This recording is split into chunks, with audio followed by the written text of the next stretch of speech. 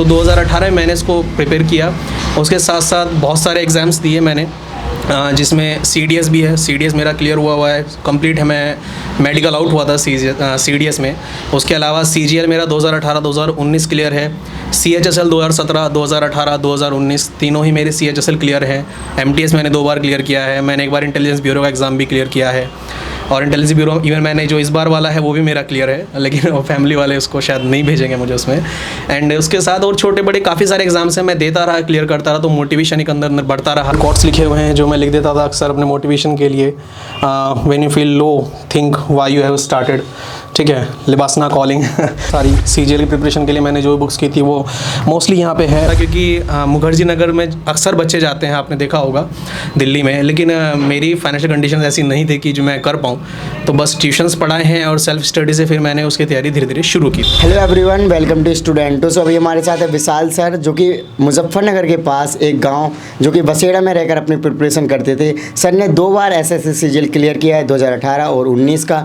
इसी के साथ 10 छोटे और बड़े एग्जाम्स को भी क्लियर किया है। तो इनकी जर्नी काफ़ी इंटरेस्टिंग हो जाती है, क्योंकि इन्होंने एक छोटे से गाँव में रहकर ही प्रिपरेशन की। आजकल मोस्ट ऑफ द ऑडियंस या स्टूडेंट्स बड़े बड़े शहरों में जाके कोचिंग करते हैं और उन्हीं पर डिपेंड रहते हैं। तो उनकी जर्नी जानेंगे कि गांव में रहकर सेल्फ स्टडी कैसे कर सकते हैं, कैसे रिसोर्सेज को उन्होंने कलेक्ट किया, साथ में उनकी स्ट्रेटजी क्या रही, और इन सब के बारे में हम इस वीडियो में कवर करेंगे। अभी तक आपने चैनल को सब्सक्राइब नहीं किया तो चैनल को सब्सक्राइब कर लीजिए, इस वीडियो को लाइक करें, एंड आपके जो भी क्वारीज होते हैं आप हमें इंस्टाग्राम एंड फेसबुक पर मैसेज कर सकते हैं।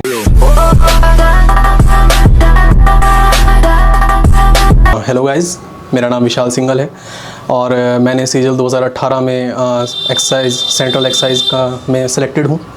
और आइए आज मैं आपको अपना स्टडी रूम थोड़ा टूर कराता हूँ, ठीक है। जो स्टूडेंटों के माध्यम से मैं आपसे बातचीत कर पा रहा हूँ, उनके माध्यम से आपको थोड़ा अपना स्टूडेंट रूम दिखाना चाहता हूँ। सबसे पहले मैं आपको ये पढ़वाना चाहता हूँ जो मेरा फेवरेट कोट है, जो एक्चुअली विवेकानंद जी ने कहा था कि उठो, जागो और आगे बढ़ो, और तब तक मत रुको जब तक आप अपने लक्ष्य को प्राप्त न कर लो। स्पेशली ये मेरा सबसे फेवरेट कोट है, क्योंकि इससे आपको मोटिवेशन मिलता है हमेशा आगे बढ़ने के लिए, ठीक है। और चलिए खैर मैं आपको आगे और दिखाता हूँ। ये कॉन्स्टिट्यूशनल अमेंडमेंट्स का एक चार्ट है जिसमें इंपॉर्टेंट कॉन्स्टिट्यूशनल अमेंडमेंट्स लिखे हुए हैं, जो सबसे पहला 1951 से लेकर हुआ था और जो भी रिसेंट हुआ है वहाँ तक, वो सभी इसके अंदर लिखे हुए हैं, और ये काफ़ी ज़्यादा हेल्पफुल होता है मुझे रिवीजन करने के लिए। उसके बाद ये इंडिया का मैप है, जो ऑब्वियसली ज्योग्राफी या पॉलिटिक्स के लिए बहुत ज़्यादा काम में आता है, ठीक है। एंड ये कुछ मेरे फेवरेट कोट्स लिखे हुए हैं जो मैं लिख देता था अक्सर अपने मोटिवेशन के लिए।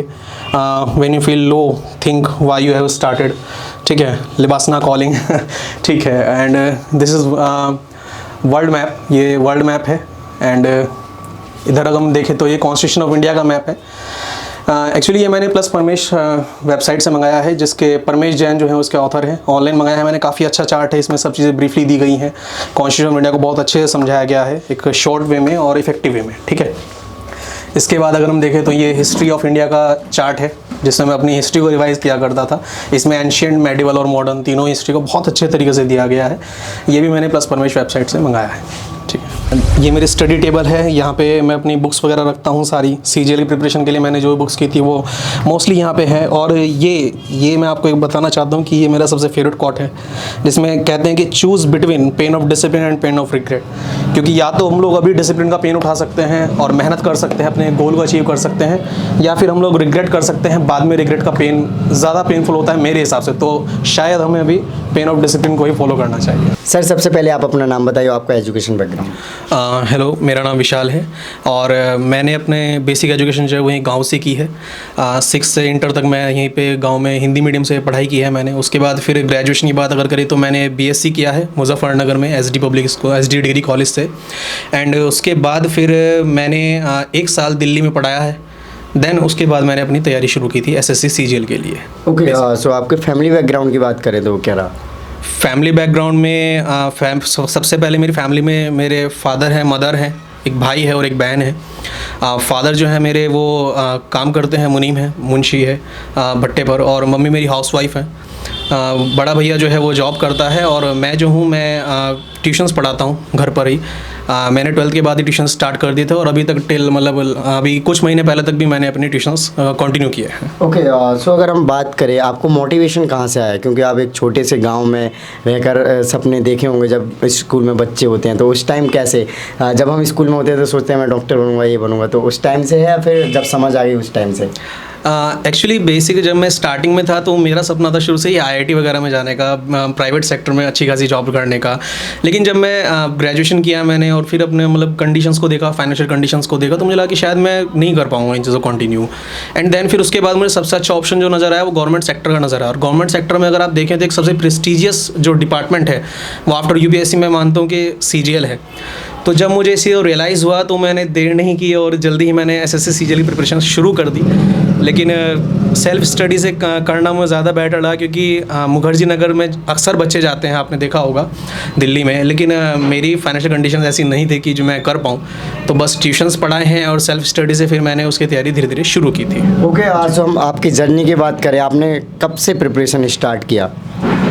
सबसे पहले मैंने 2016 में जब मेरा BSc कंप्लीट हुआ तो मुझे दिल्ली से एक टीचिंग ऑफ़र आया। एक्चुअली मैं केमिस्ट्री पढ़ाता था, तो मैंने 1 साल दिल्ली में टीचिंग की है। लेकिन उसके बाद मुझे वहाँ कुछ मतलब सही नहीं लगा, उसके बाद कुछ प्रॉब्लम्स हो गए पर्सनल, मैं घर आ गया। 2017 में जब मैं घर आ गया तो उसके बाद फिर मैंने 2 महीने आराम से सोचा कि अब क्या करना है करियर में आगे। एंड देन उसके बाद मैंने डिसाइड किया कि SSC CGL की प्रिपरेशन करनी है। तो देखा जाए तो मैंने 2017 के दिसंबर में डिसाइड किया था, 2018 के मैंने जनवरी में मैंने फाइनल डिसीजन ले लिया कि मुझे CGL की तैयारी करनी है। उसके लिए मैं मुजफ्फरनगर भी 1-2 कोचिंग में गया, लेकिन जब वहाँ पर मैंने देखा कि फाइनेंशियली बहुत ज़्यादा कॉस्टली और मैं अफोर्ड नहीं कर पाऊँगा, क्योंकि मैं बेसिक एक छोटे से गांव से बिलोंग करता हूँ, फैमिली बैकग्राउंड इतना स्ट्रॉन्ग नहीं है। तो फिर मैंने डिसाइड किया कि सेल्फ स्टडी ही एक बेटर ऑप्शन है। तो 2018 में मैंने इसको प्रिपेयर किया। उसके साथ साथ बहुत सारे एग्ज़ाम्स दिए मैंने, जिसमें CDS भी है। CDS मेरा क्लियर हुआ है, कंप्लीट है। मैं मेडिकल आउट हुआ था CDS में। उसके अलावा CGL मेरा 2018-2019 क्लियर है। CHSL 2017, 2018, 2019 तीनों ही मेरे CHSL क्लियर है। MTS मैंने 2 बार क्लियर किया है। मैंने 1 बार इंटेलिजेंस ब्यूरो का एग्ज़ाम भी क्लियर किया है, और इंटेलिजेंस ब्यूरो इवन मैंने जो इस बार वाला है वो भी मेरा क्लियर है, लेकिन वो फैमिली वाले उसको शायद नहीं भेजेंगे मुझे उसमें। एंड उसके साथ और छोटे बड़े काफ़ी सारे एग्जाम्स हैं, मैं देता रहा, क्लियर करता रहा, तो मोटिवेशन एक अंदर बढ़ता रहा। बस हाँ, मेरा फाइनल टारगेट जो था वो CGL का था, 2018 का जो मेरा फर्स्ट अटैम्प्ट था, और माँ बाप के आशीर्वाद से वो अच्छे से क्लियर हो गया मेरा। ओके, सो जब आपका रिजल्ट आया था तो आप कहाँ पे थे उस टाइम में? एक्चुअली CGL की बात अगर मैं करूँ तो SSC डिपार्टमेंट में क्या है कि ये लोग रिजल्ट थोड़ा देर से देते हैं। हाँ। इन्होंने डेट दी थी कि 31 मार्च को रिजल्ट देंगे। 31 मार्च को मैं, मेरी फैमिली किसी को नींद नहीं है, मैं पूरी रात जागते रहे, लेकिन रिजल्ट नहीं आया।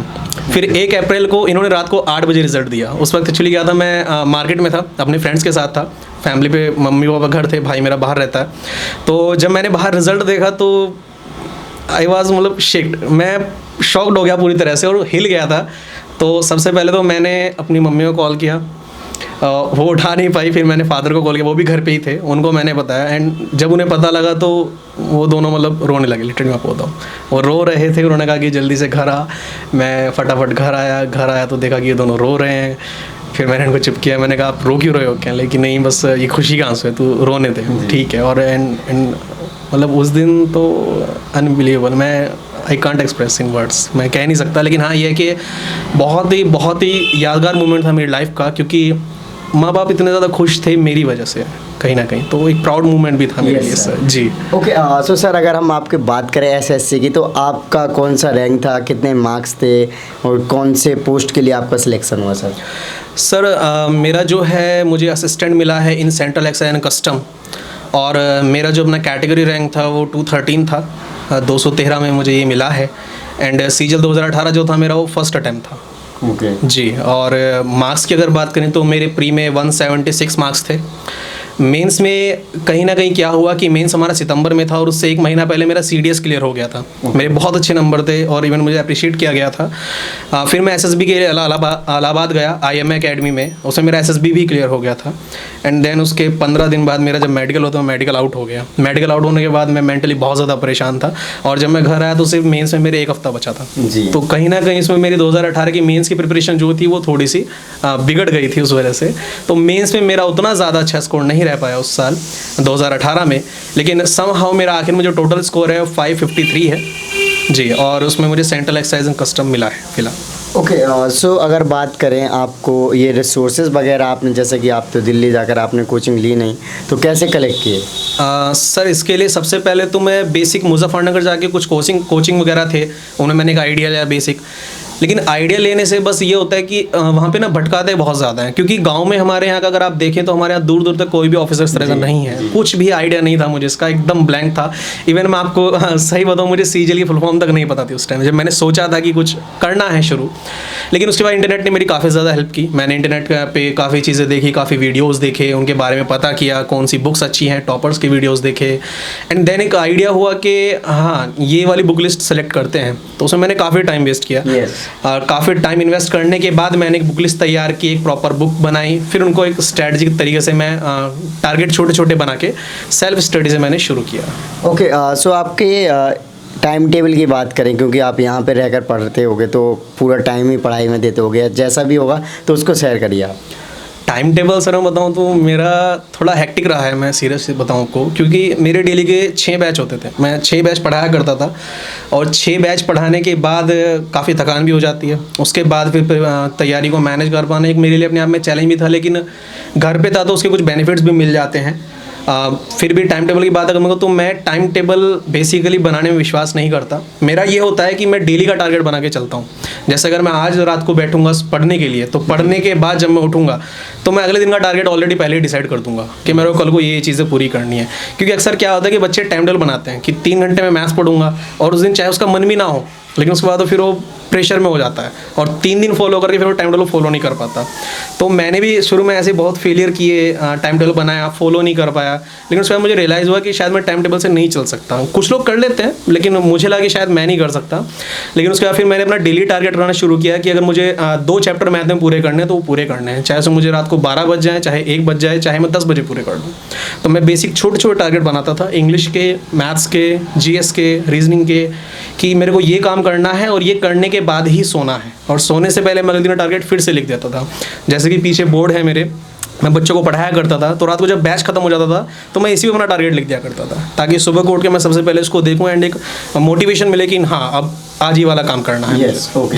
सो बहुत सारे स्टूडेंट्स हैं जो कि प्रिपरेशन करते हैं, तो कोई तो एक भी एग्ज़ाम नहीं निकाल पाते हैं, वो काफ़ी टाइम तक करते रहते हैं। तो वो ऐसी क्या गलतियां करते होंगे आपके अकॉर्डिंग, और उनको क्या करना चाहिए जो नए स्टूडेंट्स भी हैं आपकी तरह जल्दी बहुत सारे एग्ज़ाम्स निकाल सकें? देखिए मैं बताऊं आपको कि जहाँ तक मुझे लगता है कि उन स्टूडेंट्स का एक बड़ा रीज़न ये हो सकता है कि वो लोग भटकते बहुत ज़्यादा हैं। क्योंकि हम लोग अक्सर क्या करते हैं कि हम लोग एक बुक को चिपक के नहीं बैठते। हमने अगर एक बुक ली है तो हम सोचेंगे हम 10 बुक्स और इकट्ठी कर ले। मेरा दोस्त कहेगा यार ये वाली बुक अच्छी है, इससे कर ले, तो मैं उसको उठा लूँगा। वो कहेगा नहीं ये अच्छी नहीं है, ये उठा, इसमें से क्वेश्चन अच्छे टफ आते हैं, टफ क्वेश्चंस के पीछे भागते हैं। नहीं, मेरा मानना है कि आप सबसे पहले जो भी एग्ज़ाम दे रहे हैं, आप सबसे पहले बैठ के उसके पिछले साल के पेपर्स को एनालाइज कीजिए। उससे आपको अंदाज़ा हो जाए कि इस तरह के क्वेश्चंस आते हैं, फिर आप उसी टाइप के क्वेश्चंस को लगाइए। क्योंकि आप ज़्यादा हाई लेवल पे जाने से कोई फ़ायदा नहीं है। आजकल आप देखेंगे यूट्यूब पे भी ऐसे बहुत सारे एजुकेटर हैं जो कैट लेवल के क्वेश्चंस करा रहे हैं, कैट के करा रहे हैं, जैट के करा रहे हैं। अब उनका सीजीएल में कोई मतलब नहीं होता, लेकिन लोग फिर भी उनको किए जा रहे हैं। तो मुझे लगता है कि कहीं ना कहीं शायद ये एक छोटा सा रीज़न हो सकता है कि वो लोग लैग कर रहे हैं सिलेक्शन में। जी, और उसके अलावा देखा जाए तो प्रैक्टिस, क्योंकि इस एग्जाम में सर प्रैक्टिस सबसे ज़्यादा मायने रखती है। आप कॉन्सेप्ट चाहे किसी एक बुक से पढ़ लें, लेकिन प्रैक्टिस के लिए आपको कम से कम 4 बुक्स चाहिए। आपको प्रैक्टिस बहुत ज़्यादा करनी पड़ेगी। अगर मैं अपना बताऊं तो मैथ्स में शायद मैं ज़्यादा नहीं कह रहा, लेकिन हाँ ये कि 11 से 12 हज़ार क्वेश्चन की प्रैक्टिस तो मैंने की होगी, और अराउंड 200 से ऊपर मैंने मॉक्स लगाए हैं। 200 से ऊपर सर मैंने मॉक्स लगाए, मैं आपको भी सब बताऊँगा। एंड देखा जाए तो बस प्रैक्टिस और भटकाओ, ये 2 चीज़ें हैं। अगर इन चीज़ों को हटा दे एक भी एवरेज स्टूडेंट, तो कोई भी एग्ज़ाम निकाल सकता है। ओके, सो कहीं ना कहीं आपके बीच में काफ़ी कठिनाई आई होंगी प्रिपरेशन के दौरान, तो आपने उनको कैसे मैनेज किया? ऐसा कुछ रहा हो, ऐसा कुछ स्टोरी या वाक्य, तो उसको भी शेयर करें। सर परेशानियाँ तो बहुत ज़्यादा होती हैं, स्पेशली गांव के स्टूडेंट के लिए जो खुद से तैयारी कर रहा है। सबसे बड़ी बात है यहाँ रिसोर्सेज की। हमारे यहाँ कोई रिसोर्स नहीं है। आपको अगर कोई बुक भी लेनी है तो ऑनलाइन डिलीवरी नहीं होती, आपको जाना पड़ता है, मुजफ्फरनगर जाना पड़ता है, शहरों में जाना पड़ता है, ढूंढनी पड़ती हैं। गाइडेंस के लिए मेरे पास कोई नहीं था। सबसे बड़ा रीज़न कि मैं भटकता था कि कोई मुझे बता दे सीजीएल के बारे में कि तैयारी कैसे करूँ, शुरुआत कहाँ से करूँ, लेकिन कोई गाइडेंस नहीं थी। लेकिन हाँ बस ये है कि उन चीज़ों को टैकल करने के लिए आज की डेट में आप डिजिटल मीडिया का सहारा ले सकते हैं। यूट्यूब है जैसे, वो काफ़ी ज़्यादा हेल्पफुल रहा मेरी तैयारी के दौरान, मैंने उससे बहुत प्रिपरेशन की। और चैलेंजेस की बात करें तो चैलेंजेस तो सर बहुत आते हैं, क्योंकि एक मिडिल क्लास बच्चे के लिए तो बहुत ज़्यादा चैलेंजेस आते हैं। अगर मैं अपनी फैमिली की बात करूँ तो मैं मुखर्जी नगर नहीं जा सकता, मुझे बुक्स देखनी पड़ती हैं कि कौन सी ठीक है, मतलब कहते हैं ना कि कॉस्टली ना हो, थोड़ी सी लेनी पड़ती है। बुक्स लेने से पहले सोचना पड़ता था कि ले लूँ और वेस्ट हो जाए तो फिर यार पैसे बेकार हो जाएंगे। तो काफ़ी चीज़ें होती थी सर, चैलेंजेस काफ़ी ज़्यादा आते थे। अच्छा, एक प्रिपरेशन का सर टाइम इतना लंबा लग जाता है, क्योंकि एसएससी में क्या होता है कि ये लोग नोटिफिकेशन देते हैं, फिर प्री कराते हैं, प्री करा लिया, पता लगा एग्ज़ाम लीक हो गया, फिर दोबारा से प्री कराएंगे, फिर कोई कोर्ट केस हो जाता है। तो एक एक एग्ज़ाम में 3-3 साल लग जाते हैं। और मेरे साथ ही ऐसे थे कई सारे जो मतलब कहीं जॉब कर रहे हैं, कोई कहीं सेटल हो चुका है, तो जब उनसे मिलता तो वो कहते थे कि यार तेरा नहीं हुआ अभी तक। एंड आई वॉज लाइक कि हाँ यार नहीं हुआ। अब उन्हें क्या बताया कि यार मेरा फर्स्ट अटैम्प्ट था, लेकिन क्या करें प्रोसीजर इतना लेट हो चुका है। तो उन लोगों को देख के यही लगता था कि यार ये लोग आगे निकल गए, मैं फेलियर रह गया। तो उस टाइम पे खुद को मैनेज रख पाना एक बहुत बड़ा चैलेंज है। ओके, सो सर आपने जैसे कि बताया कि अभी आप यूपीएससी के लिए भी कर रहे हो, तो सर ऐसा क्या है कि आप यूपीएससी ही करना चाह रहे हो at the end? Sir actually CGL में आने के बाद जब मुझे पता लगा कि ब्यूरोक्रेसी क्या होती है, तो एक लगता है ना कि अंदर से एक मोटिवेशन आता है कि यार जब ब्यूरोक्रेसी में जाना ही है तो क्यों ना एक हाईएस्ट लेवल तक की तैयारी की जाए। और ऑब्वियसली कौन नहीं चाहेगा कि यूपीएससी क्लियर किया जाए। और जब सीजीएल में, और इसमें ना कहीं सर मेरे जो एग्ज़ाम्स क्लियर हुए हैं, मेरे 10-12 एग्ज़ाम्स क्लियर हुए हैं, उनका भी बहुत बड़ा रोल रहा है। क्योंकि अगर एक एग्ज़ाम्स लाइन से क्लियर होते चले जाते हैं तो आपको एक मोटिवेशन इतना ज़्यादा मिल जाता है कि हाँ मैं कर सकता हूँ। यस, और इंटरेस्टिंग हो जाती है, बिल्कुल मज़ा आता है। हाँ जी, हाँ जी। और दूसरी बात यह है कि सर मुझे पढ़ने का शौक़ भी है, मुझे पढ़ने का बहुत शौक़ है, बचपन से ही बहुत शौक़ है। मैं एकेडमिक्स में बहुत अच्छा रहा हूँ अपने स्कूल में, तो मुझे शौक़ भी बहुत ज़्यादा है। उस वजह से कहीं ना कहीं मेरे खुद का एक झुकाव भी है यूपीएससी की तरफ, और ये झुकाव मेरा 18 के टाइम से ही है। मैंने डिसाइड किया था कि 2018 का सीजीएल क्लियर करूँगा मेहनत से, एंड देन उसके बाद फिर मैं यूपीएससी की तैयारी करूँगा। ओके, जो सर ऐसी कोई बात रह गई हो जो मैंने आपसे नहीं पूछी और जो आप शेयर करना चाहते हो हमारे ऑडियंस के साथ, तो सर प्लीज़। बात में बस सर मैं आपसे यही कहना चाहूँगा कि कोई भी स्टूडेंट अगर है जो तैयारी कर रहा है तो बस मोटिवेशन ना खोए। मोटिवेशन बहुत ज़रूरी है, क्योंकि एसएससी की जर्नी एक अपने आप में एक ऐसी, एसएससी का कोई भी गवर्नमेंट एग्जाम हो सर, ये ऐसी जर्नी है जो अपने आप को तोड़ देती है अंदर से।